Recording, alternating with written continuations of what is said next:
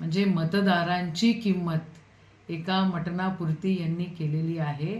हे मतदारांची पण व्हॅल्यू घटवणारी गोष्ट आहे आणि त्यांच्या या वक्तव्याचा निषेधच आहे। तर यांनी गफलत केली, यांनी स्वतःची किंमत कमी केली, यांनी घोटाळे केले आणि भाजपमध्ये गेले आणि भाजपमध्ये गेल्यानंतर स्वतःच्या वडिलांची प्रतिमा पण त्यांना लक्षात नाही आहे की एक मुख्यमंत्री, एक केंद्रीय मंत्री, त्यांचा मुलगा जो माजी मुख्यमंत्री आहे तो अशा घाणेरड्या गोष्टी बोलतो आणि या खालच्या पातळीवर जातो, ह्याचं आश्चर्य मला नक्कीच आहे। अशोकराव चव्हाण साहेब ज्यावेळेला काँग्रेसमध्ये होते त्यावेळेला असं अजिबात करत नव्हते।